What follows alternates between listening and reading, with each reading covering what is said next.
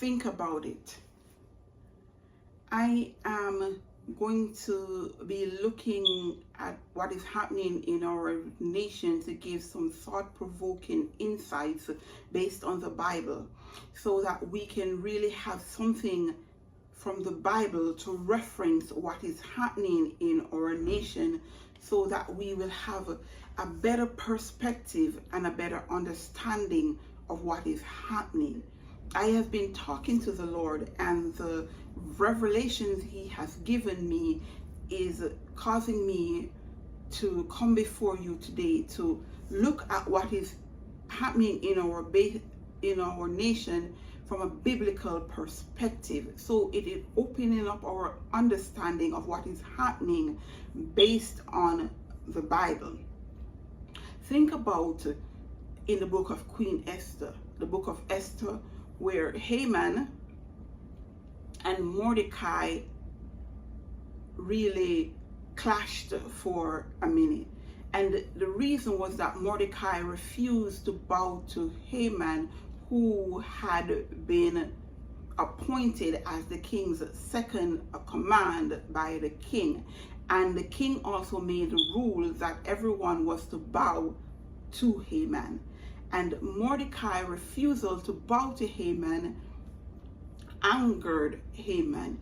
It offended him and it angered him to the extent that he went before the king and got a rule of law passed to have the Jews destroyed, to have the Jews killed, because he did not want them in the nation that he was in.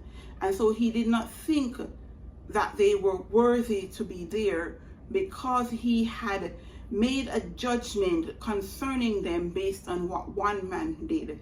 Based on the fact that Mordecai did not bow, he made a judgment concerning everyone in that race, in that group of people, in that nation, so that he wanted to have them dispelled from his nation.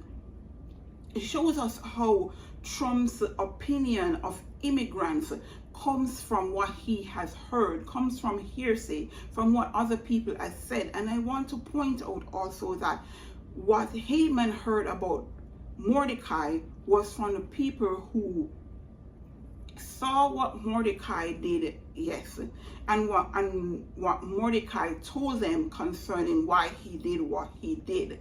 And Haman, after he was told, did see Mordecai not bow. But one thing he did not learn was what the Jews stand for, based on what the Jews themselves said. In other words, everything he knew about Jewish religion and practices were based on hearsay. And the people who told him because they wanted to see what would happen to Mordecai. In other words, they had an ulterior motive for why they told him what they told him. So you can imagine how what he was told to him, which is the same thing with Trump right here.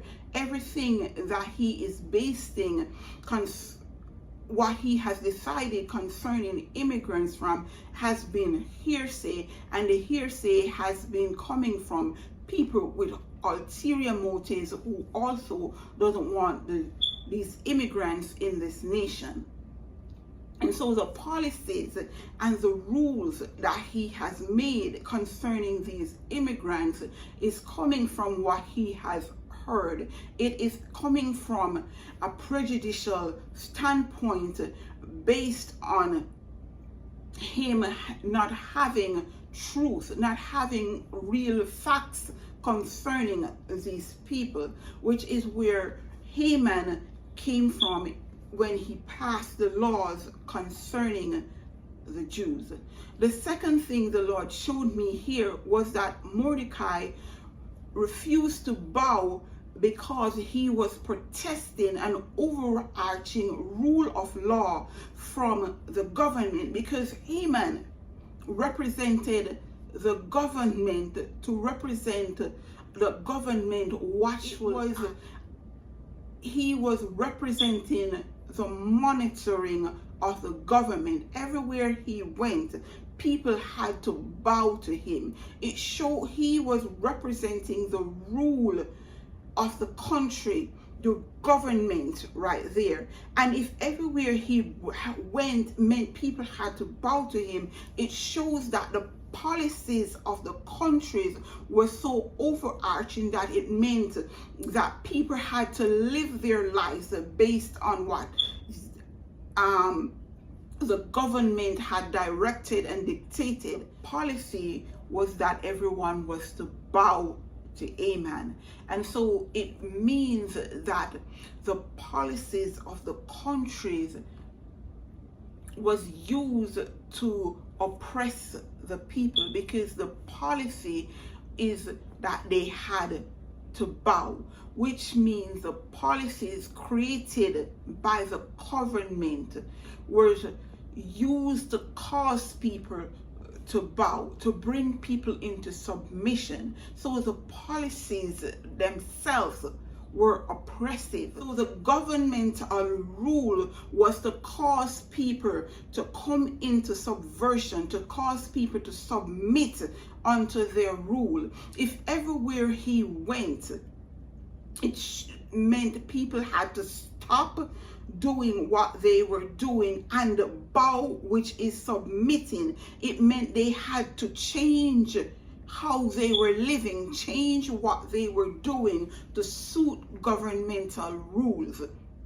So it shows that the government was a government that ruled through dictatorship, through tyranny, and they were a government that had the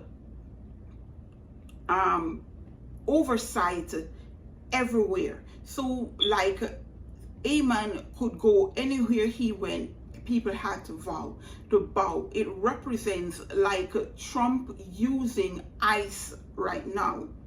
And ICE presence means everybody that is immigrant is made to come into alignment with the policies that was passed by Trump through force. Haman represents the agencies, the law enforcement, the courts that were being used to force people to have to bow. So that in Haman being sent by the king, it meant that Haman himself was a representative of the rule of law in the country, representing the enforcement of the policies, like ICE is enforcement, as I have said. Trump reach is really overarching. It shows the overarching nature of a dictatorship, much like King Ahasuerus' rule, because Haman was representing King Ahasuerus, and King Ahasuerus was a king who did not allow anyone to go to disagree with him. Anyone who disagreed with him was thought of as being against him and was killed and destroyed, much like Vashti, his queen, his wife, who, when he called for her to come before him, a simple thing like her refusing to come to him meant she was taken out of the queenship, which would indicate that she was beheaded. So anyone who didn't do what he said, when he said, in the way he wanted it to, if you didn't agree with King Ahasuerus, you were killed. And this is what Haman represents, which represents King Trump's rulership as being that of an overarching rulership of that of a monarchy, where the king rules supreme and everyone else has to toe the line, because a king's rule is not a democratic rule. A king's rule is based on the supremacy of the king to dictate and to specify laws. There is no checks and balance of a Senate and a Congress.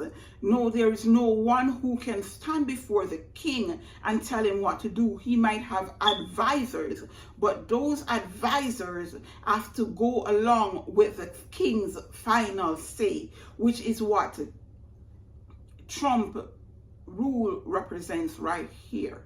And the other thing also, it shows how anyone who does not agree with the king was taken as being against the king and a threat to the king.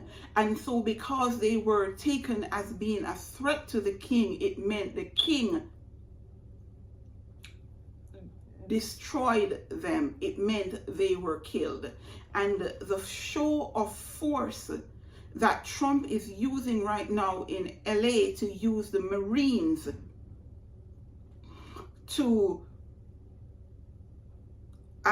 enforce the immigration policy and to call it law and order, is really about the power that Trump wants to be on display, to show that his rule is the final say and no one dare to stand against him. Mordecai did not bow to show his protest of the oppressive nature of the government, and it was met with such force as to mean that he was being persecuted, because and his people, everyone like him, all the immigrants in that nation were being brought into subjection through an oppression levied by the government, which is exactly what is happening in America right now. The rule of law is being used to oppress and not to help, because Trump has decided that no one can disagree with him, and if you disagree with him, then you're against him and he has to crush you.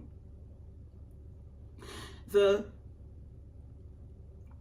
point here is that what is happening in our nation is not something that we should be coming into agreement with.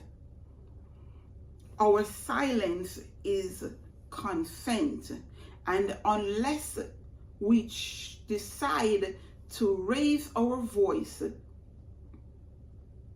and let it known that we're not in agreement with what is happening, like Mordecai said to Esther, who had the position, who was in a position who could help.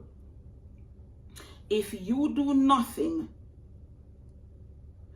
then don't think that because you are a part of that government, don't think that because you are a citizen, that means that you will escape the rules and the policies of this government. Don't think that this government is not against you. Mordecai told Esther that if she remained silent, she and her family would be the ones destroyed, but deliverance would come to the Jews from elsewhere. And I am saying to you right now, our silence is our consent for Trump to do what he is doing against not his intolerance for protesting, which means he is against democratic rule. And his policies concerning immigration shows also an oppressive nature of not just a tyrant, but of a dictator. Right? He is a dictator that wants to be seen as a king. And his show of force in LA right now is a show of force to let anyone know that if you challenge him, he will be crushed. And we who think we are citizens, though we are immigrants, will not escape it either. In Great Britain, in Britain, England, what they did was the people who were brought there to work and then stayed and had children there were expelled from that nation along with their children that were born in that nation, so that second and third generation English people were put out and deported from that nation. Not only that, but the intolerance of protesters shows that not even the people who are Americans will be tolerated. Their stance, their freedom will not be accepted by this government. Haman made a point of showing force to show the power of the government, to show the power that he had. And this is exactly what is happening in our nations. And unless the Esthers in this nation, the people that are citizens and can raise their voice, choose to take the risk of going before the king and making their voice heard, whether it be through social media or going and joining those protesters, unless you do something to show that you will not come into alignment with that which is happening, Trump's rule will become the rule of law in America, which will dictate how we live our lives. That is communism. Esther made moves that allowed her to get the change of law that allowed the Jews to live, the immigrants in that nation to live freely. I will talk about that on the next taping.